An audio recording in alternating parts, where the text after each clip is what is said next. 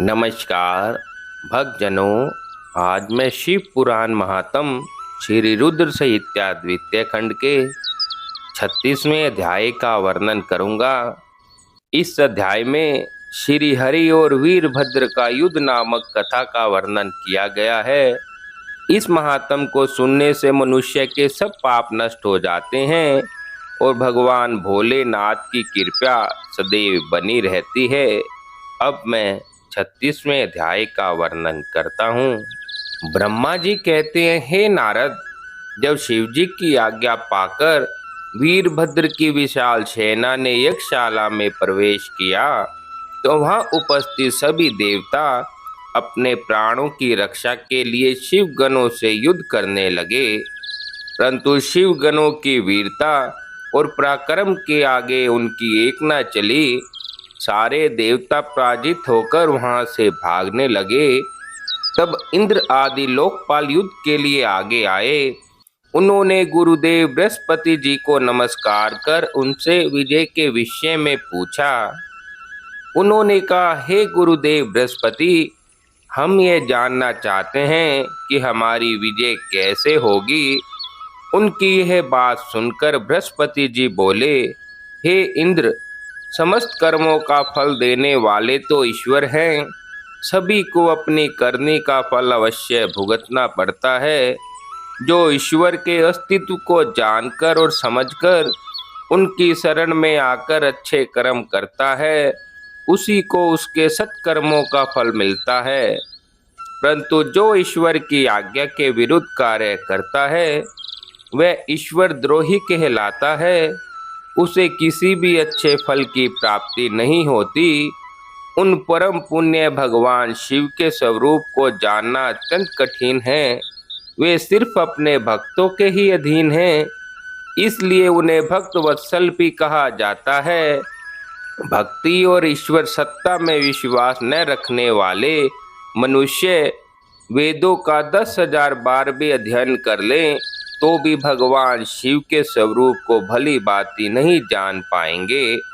भगवान शिव के शांत, निर्विकार एवं उत्तम दृष्टि से ध्यान करने एवं उनकी उपासना करने से ही शिव तत्व की प्राप्ति होती है। तुम उन करुणा निधान भगवान महेश्वर की अवहेलना करने वाले उस मूर्ख दक्ष के निमंत्रण पर यहाँ इस यज्ञ में भाग लेने के लिए आ गए।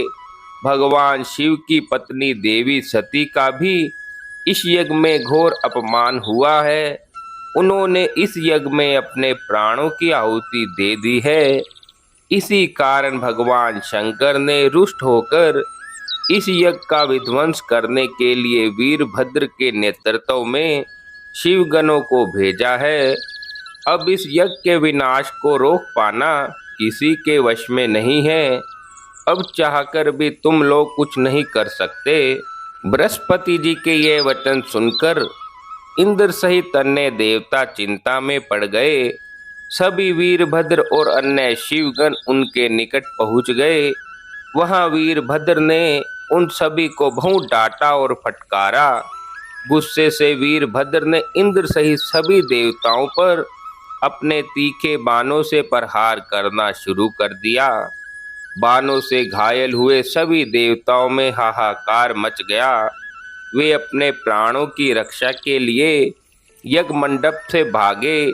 यह देखकर वहां उपस्थित सभी ऋषि मुनि भयभीत होकर श्री हरि के सम्मुख प्राण रक्षा के लिए प्रार्थना करने लगे। तब मैं और विष्णु जी वीरभद्र से युद्ध करने के लिए उनके पास गए। हमें देखकर वीरभद्र, जो पहले से क्रोधित थे, हम सबको डांटने लगे। उनके कठोर वचनों को सुनकर विष्णु जी मुस्कुराते हुए बोले, हे शिव भक्त वीरभद्र, मैं भी भगवान शिव का ही भक्त हूँ। उनमें मेरी अपार श्रद्धा है। मैं उन्हीं का ही सेवक हूँ। परंतु दक्ष अज्ञानी और मूर्ख है। यह सिर्फ कर्म कांडों में विश्वास रखता है। जिस प्रकार महेश्वर भगवान अपने भक्तों के ही अधीन हैं, उसी प्रकार मैं भी अपने भक्तों के ही अधीन हूँ। दक्ष मेरा अनन्य भक्त है। उसकी बारंबार प्रार्थना पर मुझे इस यज्ञ में उपस्थित होना पड़ा। हे वीरभद्र, तुम रुद्रदेव के रौद्र रूप अर्थात क्रोध से उत्पन्न हुए हो। तुम्हें भगवान शंकर ने इस यज्ञ का विनाश करने के लिए यहाँ भेजा है। उनकी आज्ञा तुम्हारे लिए सिरोधार्य है। मैं इस यज्ञ का रक्षक हूँ, अतः इसे बचाना मेरा पहला कर्तव्य है। इसलिए तुम भी अपने कर्तव्य को निभाओ और मैं भी अपने कर्तव्य को निभाता हूँ। हम दोनों को ही अपने उत्तरदायित्व की रक्षा के लिए आपस में युद्ध करना पड़ेगा। भगवान विष्णु के यह वचन सुनकर वीरभद्र हंसकर बोले कि आप मेरे परमेश्वर भगवान शिव के भगत हैं। यह जानकर मुझे बहुत ही प्रसन्नता हुई। भगवान, मैं आपको नमस्कार करता हूँ। आप मेरे लिए भगवान शिव के समान ही पूजनीय हैं। मैं आपका आदर करता हूँ, परंतु शिव आज्ञा के अनुसार मुझे इस यज्ञ का विनाश करना है। यह मेरा कर्तव्य है। यज्ञ का रक्षक होने के नाते इसे बचाना आपका उत्तरदायित्व है। अतः हम दोनों को अपने ही कर्तव्य का कार्य करना है। तब श्री हरि और वीरभद्र दोनों ही युद्ध के लिए तैयार हो गए। तत्पश्चात दोनों में घोर युद्ध हुआ। अंत में वीरभद्र ने भगवान विष्णु के सुदर्शन चक्र को जड़ कर दिया, उनके धनुष के 3 टुकड़े कर दिए।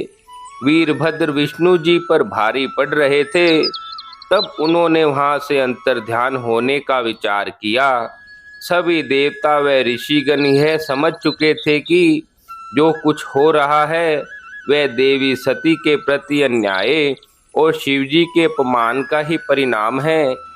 इस संकट की घड़ी में कोई भी उनकी रक्षा नहीं कर सकता। तब वे देवता और ऋषिगण शिवजी का सिमरन करते हुए अपने अपने लोक को चले गए। मैं भी दुखी मन से अपने सत्य लोक को चला गया। उस यज्ञ स्थल पर बहुत ही उपद्रव हुआ। वीरभद्र और महाकाली ने अनेक मुनियों एवं देवताओं को प्रताड़ित करके उनका वध कर दिया। भृगु, पूषा और भग नामक देवताओं को उनकी करनी का फल देते हुए उन्हें पृथ्वी पर फेंक दिया। इस प्रकार 36वें अध्याय को आज पूर्ण किया जाता है।